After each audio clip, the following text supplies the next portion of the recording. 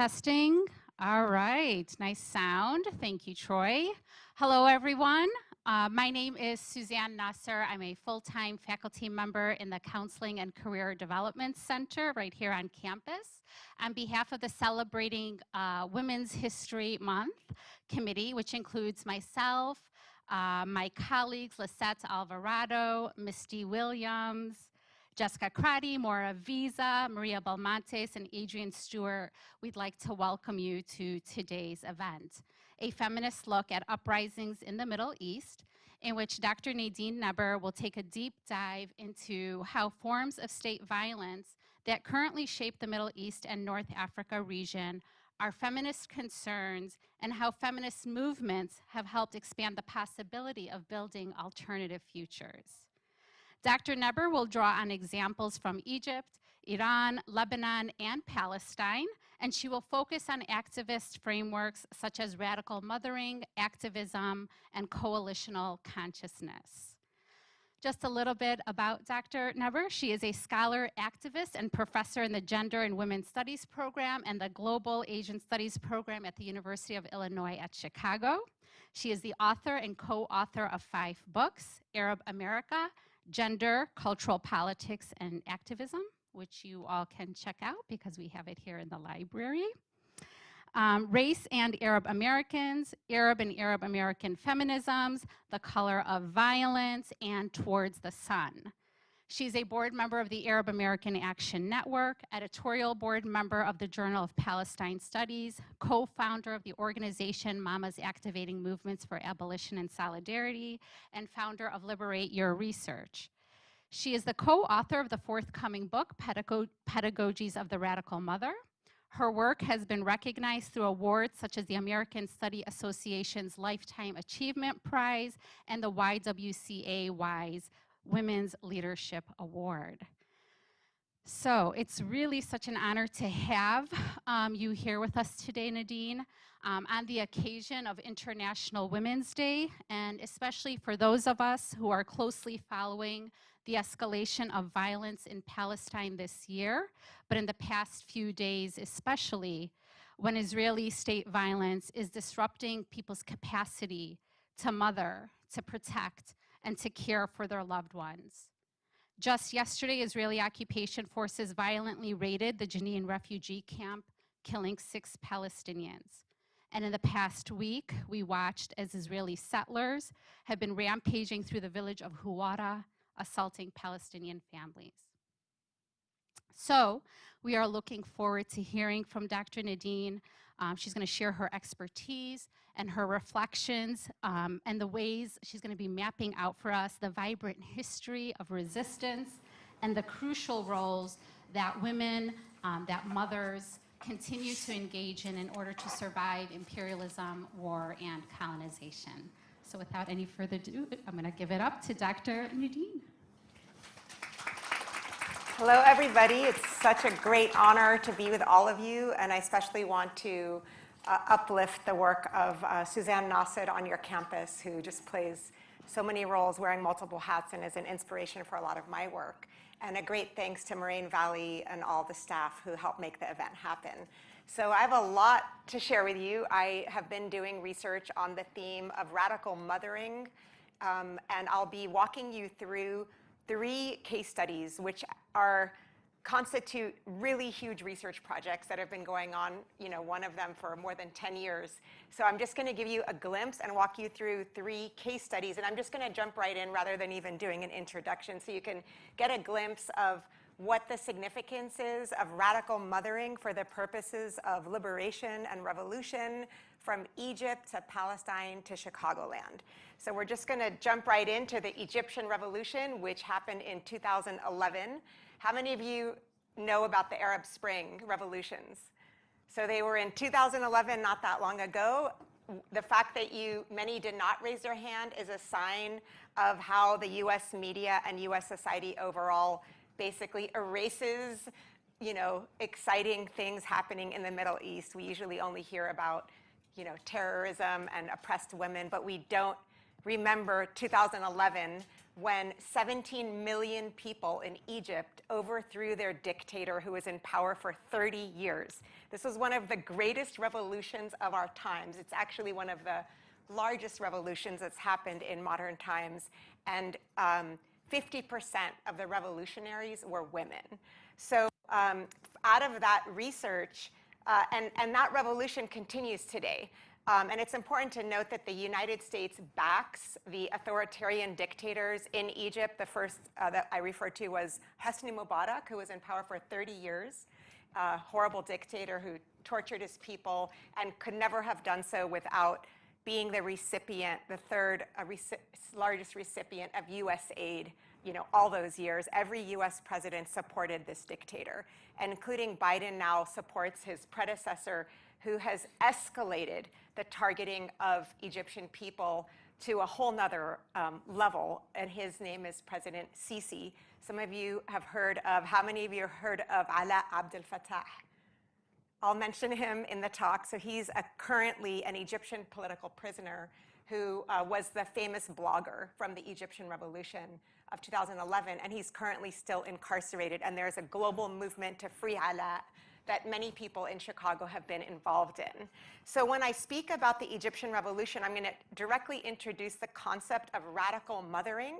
Radical mothering isn't necessarily about identity, so it's not to say that we're only talking about mothers, but we're talking about mothering as a form of labor that entails taking forms of labor that mothers end up positioned to do in society, like feeding people, keeping them warm, and thinking of how that form of labor can operate as a radical form of resistance. And then, so that's mothering as a form of labor, but also we could think of mothering as a lens, which means a way of seeing the world. So it would be like saying, what if you took any political issue? Raise your hand and tell me a political issue you're interested in. Anybody? Good one. So what if you saw the, Brandon Johnson, okay. What if you saw the mayoral election in Chicago through the lens of radical mothering? So that's what I'm saying, that you could take any issue and shift how you understand it. So if you saw the mayoral election through the lens of radical mothering, you might pay attention to how the future mayor's policies don't only affect public life, but also affect what's happening in people's homes, which might then change how you think about healthcare or education, right? So mothering is a lens and a form of labor.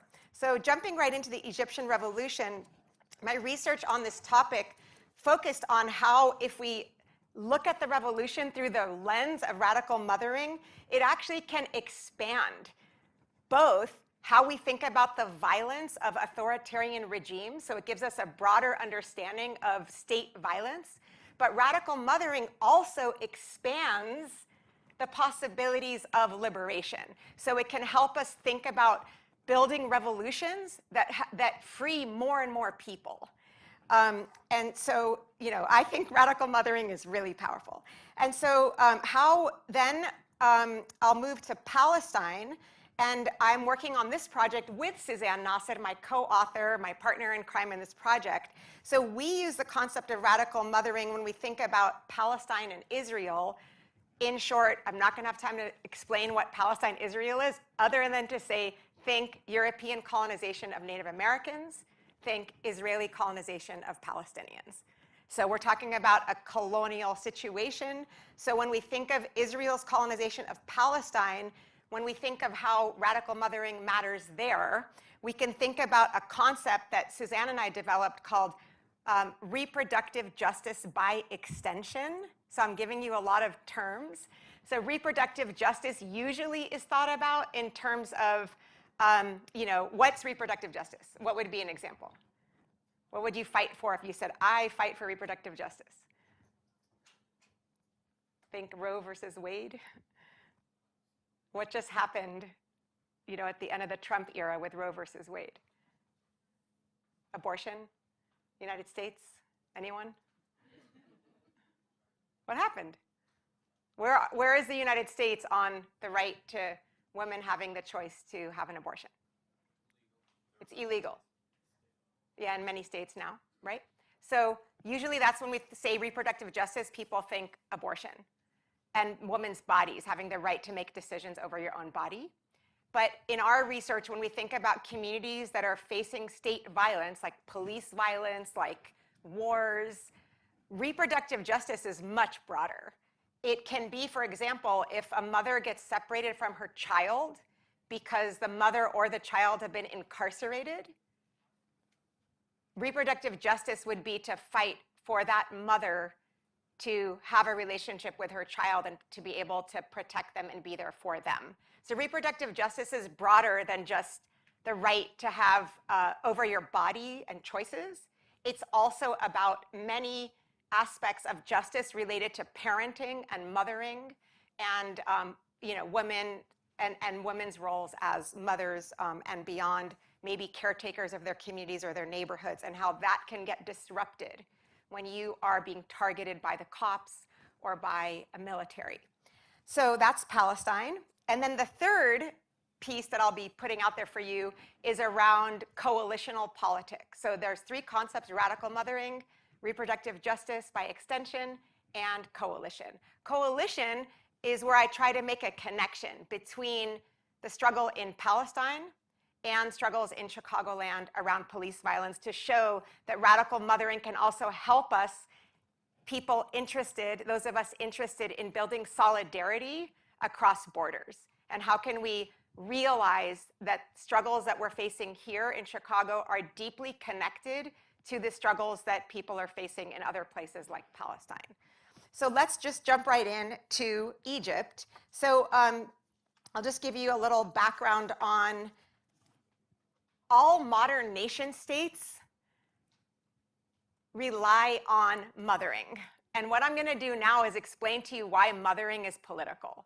Mothering isn't, usually when we think of politics, we think of there's politics, which happens like outside the home, people giving speeches, law, elections. And then we think that mothering is like this side thing that people do inside their homes.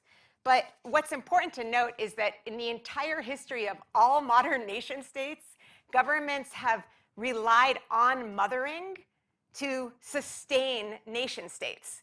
All we have to do is look at the history of the enslavement of Black communities in the United States to realize the power of mothering to white supremacy. White supremacy necessitated targeting Black motherhood to reproduce future slaves. We can think about Egypt.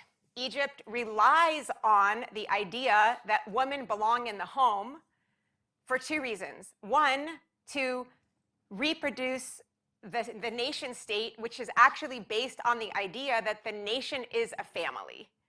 How many of you have ever heard rhetoric that implies, about national unity and patriotism? What's the main symbol that represents the United States when people landed here in Ellis Island? What is it? Yeah, so why is a woman the representative of the United States? That's directly related to how nation states use women and mothers and their bodies as symbols of the nation, the mother of the nation. So motherhood has always been political.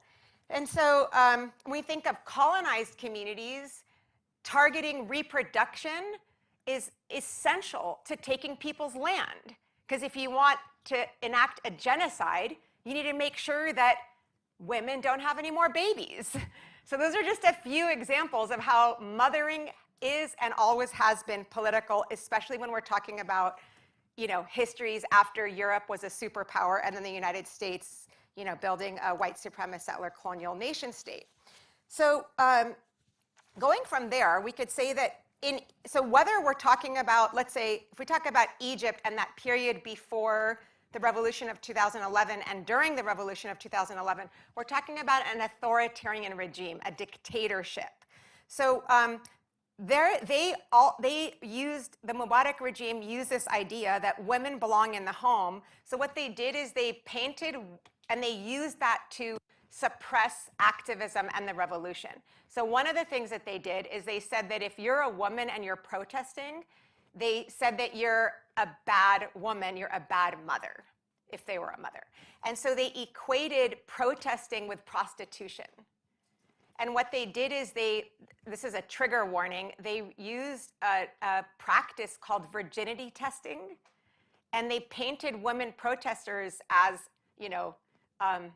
having being, sexually promiscuous and being against the culture and the nation. So they equated, so again, we could see here the way that this idealized concept of motherhood and the woman belongs in the home was used to repress the revolution. But then what's interesting is it's not just, horrible dictators or white supremacy that target women or, idealize this idea of the woman has to be in the home and a mother. It's also activists do it. So leftists, social justice activists. So if we think of what leftists or social justice activists do, and we could see this in Chicago with the movement for abolition, the critique of police violence in Chicago, where there's a sensationalism of mother's tears. Can anyone think of an example of that? Might be hard to remember, but what happens then is that when we think of communities targeted by racism, what we end up doing is when we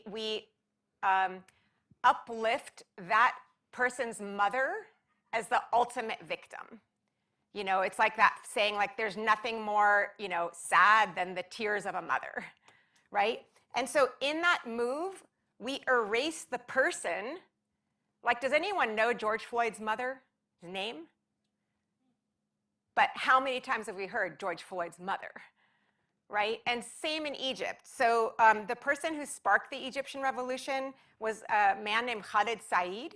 He set himself on fire after, living in poverty and facing all these challenges, and just, his setting himself on fire, that was also in Tunisia actually, but in Egypt they followed that. But his mother, images of her were all over the internet, and no one knew her name. Her name was Layla. And today, Ala, who I told you is like the poster child of the Egyptian revolution today, there's a huge international movement called Free Ala.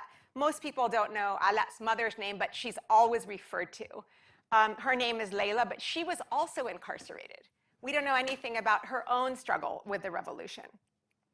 So on this note, now I'll just move a little bit to a bit about the revolution. So my research in Egypt was focused on how women activists used mothering as a strategy for resistance. So why am I talking about, so I'm not going to go into more about how the state uses mothering or targets mothers. I'm actually talk about the power of mothering and how in the face of all this, mothering has been used in many societies as a strategy to, challenge oppression. And so in Egypt, if we think about mothering as a strategy of resistance, we could think, I want to point out that when I say this, I don't only mean that this matters if you care about women, or it matters if you care about Women's History Month. If mothering is that political and that essential to white supremacy, to colonization, to authoritarian dictatorships maintaining power, then mothering is not just a women's issue. Mothering is a political issue and relevant to anyone who cares about politics and social justice. So what we're saying then is, if mothering is that important for the regimes, for the governments to maintain their power, that also means that when mothers enact activism and mothers participate in revolutions, it also means that their activism has a powerful potential to disrupt oppression. So, and I'll put it to you in another way. Let's say we said that, that dictatorships require the heteronormative family and heterosexual marriage. So let's just say that is actually the case. Lots of research shows that. And that requires women to, be mothers out of these heterosexual marriages. That is essential to dictatorships to maintain the organization of society that, supports their power. So what would it mean if mothers said, no, I'm not going to stay at home. I'm not going to reproduce this idea of this idealized family where woman is in the home having babies for the nation state. That would mean that mothering is disrupting the core foundation of authoritarian dictatorship. So that's kind of what I'm getting at, the power of radical mothering to not just challenge like gender norms, but to actually disrupt society at large and the powers that be. So one of the ways I talked about this in my research on motherhood in Egypt is I talked about how the pro-Mubarak activists, those are the people for the regime, and the army tried to intimidate people by, so the revolution took place in Tahrir Square. How many of you have heard of Tahrir Square? So this was where the sit-in happened, where I said that 17 million people overthrew their dictator. It was a square. So it'd be like Millennium Park. So pro-Mubarak activists, what they did is, one of the things they did, so people slept there. They had tents and they camped there until he left. So one of the things that those people supporting the regime did is they basically wanted to like starve the protesters, to kill them through starvation. So they wanted to make sure that those activists couldn't get any food. So what happened is that they made it impossible to bring in supplies, and they obstructed the flow of food and medicine going in and out of the square.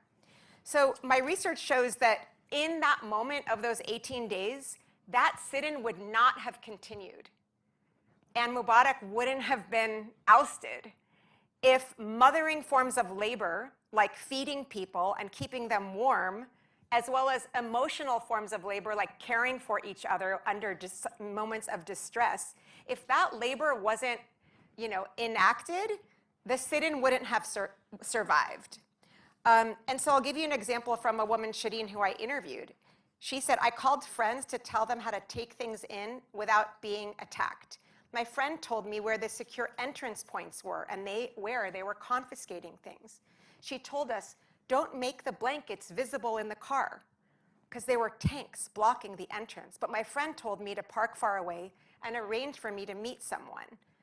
2 young people came and we carried the blankets in and the other things. And so there was another chant, there was a chant happening throughout the 18 days that said, sit in, until they let the food in. So this kind of, analysis that I developed, draws on this idea that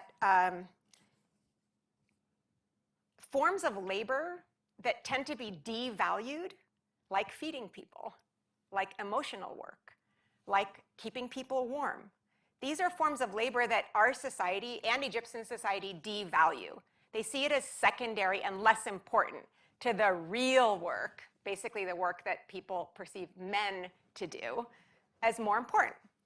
But what I'm saying here is that the survival of this revolution necessitated forms of labor beyond masculine forms of labor, like giving speeches or fighting the state, with weapons. So forms of labor that are usually feminized became urgently revolutionary. Under these conditions of life and death, protesters affirmed the value of reproductive labor. So the circumstances of battle brought the value of mothering labor into relief and created an opportunity for traditionally gendered and invisible work to be recognized in new ways. So in a way, that's my analysis isn't to say only that mothering labor is important to politics, but it's also to say that it is constituted, meaning it also has within it, like mothering forms of labor, also has the potential to create changes in the future that wouldn't be possible without them. So what I mean by that is, by changing what kinds of labor are valued as political forms of labor, mothering work challenges the state's idea of what's masculine and feminine, what kinds of politics matter, how is the nation state organized. So one of the things that ends up happening in Egypt is that men and women both started enacting reproductive forms of labor because it was essential to the revolution. So in this one moment of the 18 days, the entire gender division of labor was transformed in Egypt. And so, so in that example then, you have a blurring of how society is structured. And how society is structured based on what's called a public-private divide, right? That there's public, which is political, and private is the home, and private is secondary to public political. But what we see here is what was considered private forms of labor were absolutely essential to politics. So that disrupts the organization of society in important ways, which we could talk about in question answer if you want. But now I'm going to go to another theme that helps us think about the power of radical mothering, which is another place where public-private became blurred or challenged in Egypt, meaning the division between home and politics, or private and public. So this is an area of the research where some women couldn't go to Tahrir Square. They stayed home. Why? Because they were caretaking for children, and some of them had newborns, and they just couldn't go participate in the revolution. So if you just took like a masculinist way of seeing the world, you would just say those women didn't participate in the revolution. They were at home. Because we assume that home is not political. We assume that home is private sphere. It's secondary to politics. But actually, a lot of women who stayed home played a huge role in the revolution from their homes. What did they do? One of the things they did is that one of the ways that the Mubarak regime was trying to crush the revolution is spreading, surprise, surprise, fake news. We know another authoritarian dictator who spread fake news. So spreading fake news was all around, and that actually worked. Some examples would be that a rumor was spread on TV that Israel, who people would feel is an enemy of them, and the United States were behind the revolution. So they painted this idea that the revolutionaries were traitors to Egypt, where actually the revolutionaries were trying to create democracy in Egypt. But they were painted as being like pro-America or pro-Israel. That was one of the rumors that the news was spreading. So some women who stayed home, they were activists. They had already been part of like social justice activism in Egypt. So they didn't just wake up one day and decide to do this. They were already working with activists. But they were home because they were with their children. So they started disseminating what was really happening in neighborhoods to counter and challenge what the news media was saying. So they would do that when they went to the store to buy groceries. They would do that when they talked to their neighbors in the apartment buildings. So they challenged state propaganda and inspired neighbors to support the revolution rather than the regime. Here's a quote from Dima, and these are all pseudonyms. People everywhere were believing state propaganda. Protesters would send us information, and we would distribute it in the neighborhood to pass consciousness to people by talking with them. So I'm just going to go on for the time. But I actually wanted to quote Angela Davis because she talks about how Black women during the period of slavery in the United States who were responsible for their households while encouraging those around her to keep their eyes on freedom. So Angela Davis has a long essay on how the kitchen within the homes during the period of slavery were key sites where Black women and mothers were enacting politics.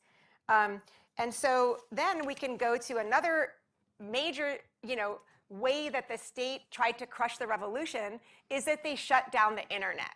They shut down Facebook, they shut down Twitter, because social media was one of the key ways the revolution was growing. And so one woman who stayed home with her kids, she was really knowledgeable about technology, and she also had played a huge role in social media activism in her past. So she said, and her name is Ranwa, she said, while she was home, when the internet was blocked, I was working to retweet with a hashtag that posted directly to my Facebook account during the 18 days. And then she says, I became a news feed.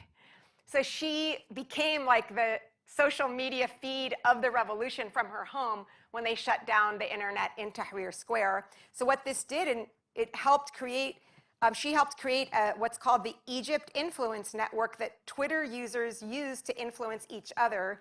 And so, this was exceptionally substantial. She was retweeting people, in order to also challenge the mainstream media, but also help the revolutionaries, know what was going on when they were completely cut off. So the example I gave of Dima and Danwa, we could call the kind of labor they were involved in what's often called invisible labor. It's like a feminist term to talk about labor that women do or mothers do that's never seen, but is essential to, the running of society.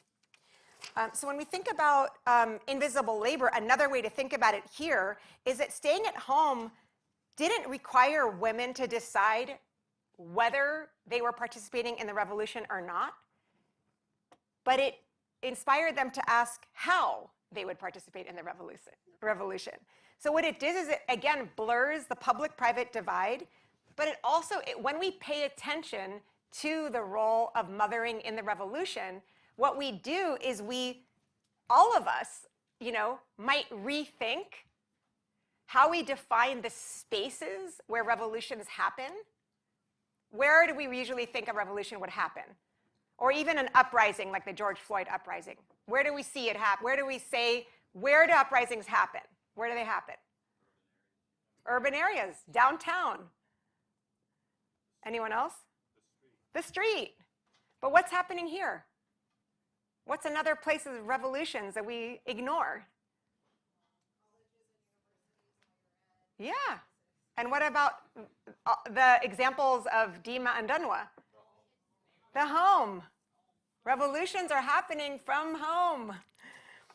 So, and this isn't, just the 18 days. This is every revolution, every uprising, every activist movement, but it's been ignored.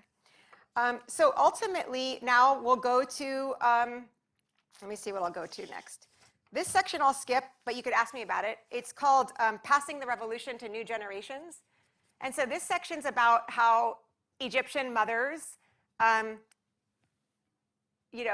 educated new generations, not only their biological children, but all the children that they're in a relationship with. It could be their nieces and nephews, their neighbors, their friends' kids, that mothers were coming together and helping kids make protest signs, creating, art projects related to the revolution, talking to kids about challenging what they're hearing in the media. So all of that is essential revolutionary labor. So I'll just move now and just mention, and what it, okay, I'll just go now because of the time to,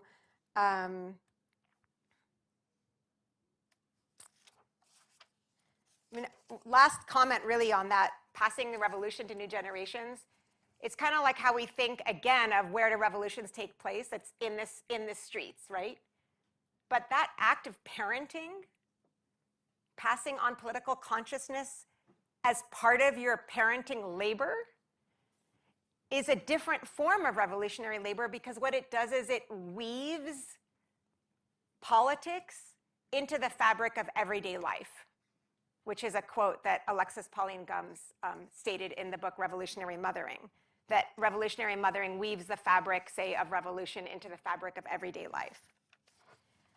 Okay, so I'm going to talk for a couple minutes about Palestine, and then I might wrap up soon. So in Palestine, the work that I'm doing with Suzanne, and Suzanne really played a key role in making this part of the research happen with her history as a researcher and an activist and a person who grew up in this community with connections to Palestine.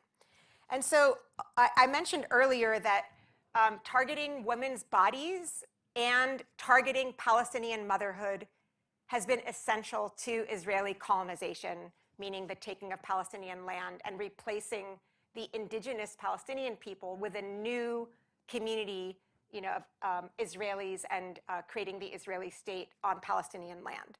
And so in that process, again, I said that targeting motherhood is important because you don't want Palestinians to have more kids, basically. So what that means is that Palestinian mothers often get stopped at checkpoints when they're in labor, and the Israeli army makes it really difficult for women to actually just give birth. That would be an example. Or there are lots of other population control policies. But what we found in our research, and that's well established, there are many books about it, but what we found in our research and what we write about is the targeting of homes. So home demolitions, but also just, showing up and doing a raid of someone's home, that the Israeli army will do that to Palestinians. So this is an important site because who is often at home? Mothers. And so mothering becomes this, important, form of labor around both protecting children, but also fighting off the targeting of your home or the potential demolition of your home. Another issue here is family separations. It's pretty essential to Israeli colonization, is separating family members from each other with walls, with incarceration, and many other checkpoints and many other strategies. And so what we talk about in this part of our work is this another concept that I'm going to throw out at you, which is the concept of reproductive justice by extension. So in this part of the research, what we do is we show that we need to expand how we think of, say, the fight to support mothers. Because usually we think of, supporting mothers around their biological reproductive capacities is going to be about supporting, say, their right to choose what they do with their body. But what our research shows is that if we really want to have like a politics of radical mothering, we need to expand how we think of reproductive justice. So, and that's where we bring in all of these discussions about people struggling to parent and care for their children with safety, people struggling to be free from the coercion of life-threatening state violence. But also, one of the dominant ways that Israel, but also the US, enacts its colonization and racism is by blaming Black, Indigenous, and people of color mothers. So Palestinian mothers are often blamed as bad mothers who are raising terrorists or who don't love their children because they throw them out into the streets to throw rocks at Israelis, so they don't even care if their kids die. And similar in the whole history of US enslavement and genocide in the United States of indigenous people is this idea that it's that Black mothers are to blame, say, for the crime that is blamed on Black communities because they're bad mothers. And so this is another part of reproductive justice by extension, is disrupting this rhetoric, because this rhetoric reinforces the targeting of Palestinians as well as communities of color. And so we can now go to the last concept, which is the concept of coalition. And I talked about building solidarity from Chicago to Palestine, which is another part of what our project is about, the project that I mentioned that I'm doing with Suzanne on radical mothering in Chicago and Palestine. So one of the groups that we work with is called Mothers of the Kidnapped. And this is a group of mostly Black and Latinx Chicagoland mothers whose children were tortured or framed by the Chicago police. And in that experience, they were convicted, or they were sentenced to, most of them, life in prison. So a lot of people refer to that as wrongful convictions.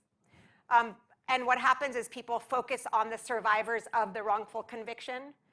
And so it's sort of like, you could say, a masculinist approach to social justice, or a patriarchal approach. Like, let's say we all said, this is really messed up and I want to do something about it. So what happens then is that people then say, these men were targeted by the cops and they were wrongfully convicted and we need to get them free. So the main focus of the activism are the individuals who were targeted and who are incarcerated. So what makes that a patriarchal approach to, say, prison abolition or social justice is that it focuses only on the people living inside prison walls. It assumes that prisons affect people who are imprisoned. But it doesn't take into consideration that when one person's incarcerated, who else is affected? The entire family and community. And who's disproportionately affected? Who do you think? The mothers, aunties. They're the ones who are usually carrying the burden of visitations. They usually go to court, and when they go to court, they get treated with a lot of racism and disrespect and dehumanization. They tend to spend almost all of their money on commissary, on driving 6 hours and getting a hotel room to visit their loved one. They're also the ones doing the emotional labor of supporting the incarcerated people. So in short, what I'm saying is a feminist approach to prison abolition seeks to dismantle, we talked about earlier, dismantling public-private, binary thinking or opposite thinking. But here we're saying that a feminist approach or a radical mothering approach to prison abolition would say we need to think beyond the idea of inside versus outside prison walls, that these are two different, you know, groups of people. They're connected, and so we need to get rid of this idea. So our work on, with this group, Mothers of the Kidnapped, that's what they call themselves, Mothers of the Kidnapped, you know, I won't have time to go into, you know, that also is an example of reproductive justice by extension, because what we're saying is that they are targeted, their mothering has been targeted by the state. Their mothering has been targeted by the Chicago Police Department. How has it been targeted? The state has taken away their capacity to love their children, to hug their child, to protect their child, to have a relationship with their child, to spend their birthday with their child, their son's birthday with their mother. So that's what we mean by reproductive justice by extension. The extension part is because they weren't directly targeted by the state, like the state didn't incarcerate them or sexually harass them or deny them the right to have an abortion. Their children were targeted. But in the process of their children being targeted, they were targeted too. So that's why we call it reproductive justice by extension. And so what does that mean for coalition? And why do I even talk about coalition? And I'll say this in 1 minute because I want to have 10 minutes for your questions. Why do we call for thinking about Chicago and Palestine together? It's because the US and Israel share military technology. They share strategies that are transferred to local police officers. So that means that the Israeli army, all the way across the world, is sharing strategies of policing with the Chicago Police Department. So that means that some police in the United States are trained by Israeli soldiers. It means that they're sharing equipment and they're sharing strategies for repressing activism, meaning the tear gas you might see at a protest, and how do you get activists to like go home? Some police in the United States learn that from Israeli strategies. So if the US and Israel are working together and sharing strategies of policing and containment, then it means that if we want Palestinians and, say, Black communities in Chicago to be free, we should probably join forces. Because, you know, the state, the US and Israel are already ahead of us, and we need to catch up with them because they're already working together. So, you know, we need to get ourselves together and also work in coalition. So what that means then for radical mothering then is, you know, I could just summarize by saying that by creating more opportunities for, say, mothers in Palestine and Chicago to, you know, get to know each other and see that their struggles are connected. I mean, one of the most powerful moments I ever had in my work with the Mothers of the Kidnapped was at a protest in front of the court in Chicago on California and 26th, where one of the survivors was having a court date, and we all went to support the mothers. All the mothers came. And I heard one of the mothers in our group talk to a new mother who just walked by, and her son had also been targeted by the police, so they started talking. And she said, oh, that happened to me. And then the mother of the kidnapped from our group said to her, she pointed at me, I was far away, but I could overhear her. She said, they experience it too. And she was referring to me as an Arab person from Jordan connected to Palestine. And she was teaching another mother in Chicago about how what's happening in Palestine is similar to what's happening to them. And that was incredibly powerful because it's rooted in an expansive vision for liberation that recognizes that, we could say that liberation, so let's do the radical mothering thing, I'll close with that liberation from state violence depends on. So I'm going to close by saying that what I'm saying in this talk is that if we really care about liberation for all people, and we really care about freedom and social justice and ending racism and colonization, we need to realize that state violence depends upon, liberation from state violence will depend upon caring, care work, mothering work, loving each other, and fighting at the same time, feeding and clothing one another, and creating social change.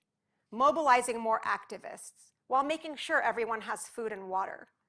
This is why this project is rooted in the idea that if we conjoin struggles from Chicago to Palestine and commit to decolonization and abolition, but through a reproductive justice lens, which is one that centers, radical mothering as an important, expansive way of doing politics, then we can ensure that more and more people will be free and that love, care, community building, and joy are at the center of the journey towards liberation and the afterlife of US empire that many of us are waiting for. Thank you.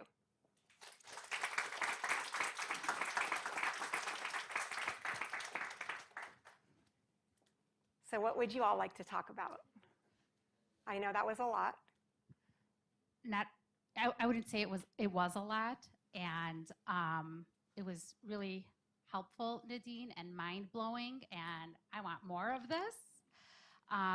This is being recorded, so for those of you that want to go back and reflect more on some of the analysis that Nadine brought to us today, please feel free to do that. What a timely topic on the occasion of International Women's Day to look at and to reflect on the roles that mothers and women and community caretakers play in revolutions across the globe, here in Chicago and in the Arab region. And I mean, I can't thank you enough for bringing this topic to our campus and having us think about this in the different ways that you presented to us, Nadine. I want to go ahead and open it up for Q&A. So I have the mic. We'll pass it around so that it can get, on the recording. So if anybody has any questions or thoughts. All right, let's hear it. There's a question here, and I think they'll need the mic.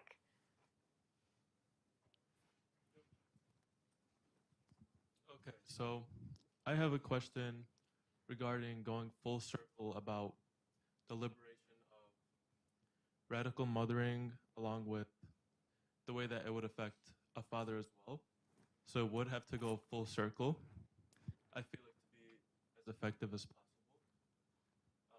That way it would have twice the effect that radical mothering would, as well as radical fathering, if that is the term for it. So maybe there's a way for male figures to get involved. That way we can all come together full circle and make a bigger change. Well, let's just give it up for this question.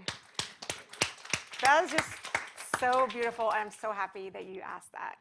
We have a papa in our group, by the way. In our group, Mothers of the Kidnapped, we have a papa. But that's not the answer to your question. The answer to your question is that one of the things that we do is we say, first I'll answer your question, then I'll say this, and I'll answer your question in a deeper way. One of the things we can do is we can talk about mothering labor and care work. And care work expands it. So, because usually when we think of mothering forms of labor, we think of women. But if we say care work, it expands to what really is the move that the whole talk was probably, would be like one of the most powerful points this talk could have made. Another point maybe is that we need to, I just didn't have time to make all the points. We need to disaggregate, which means separate, mothering forms of labor.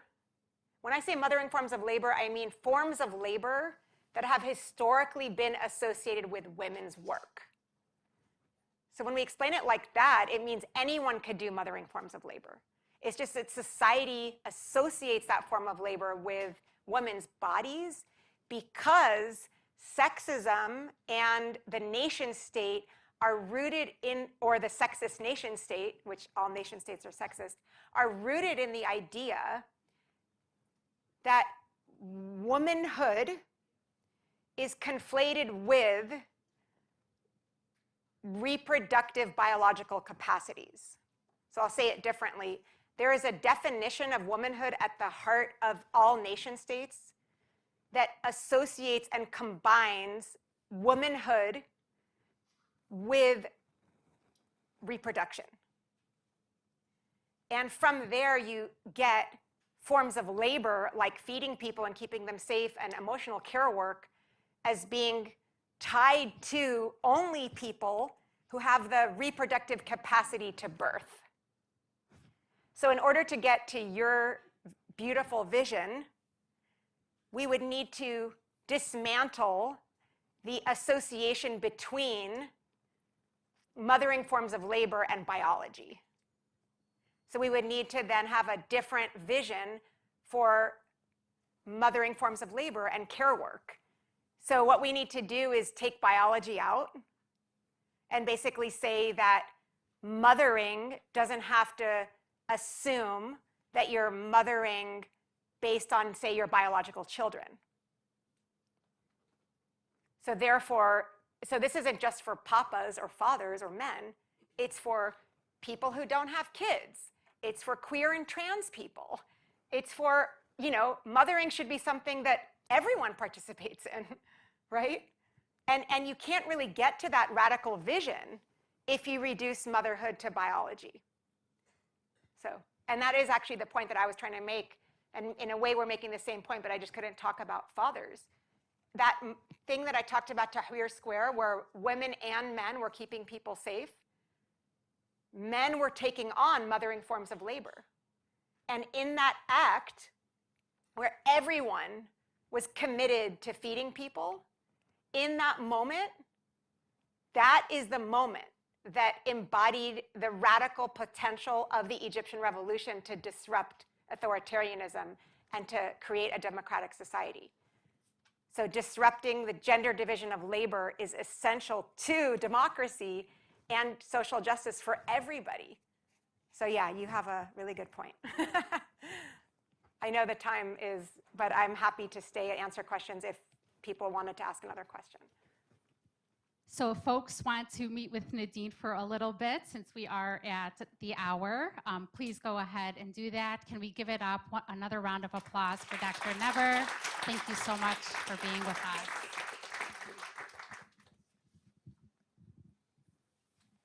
Thanks, everybody. You're welcome.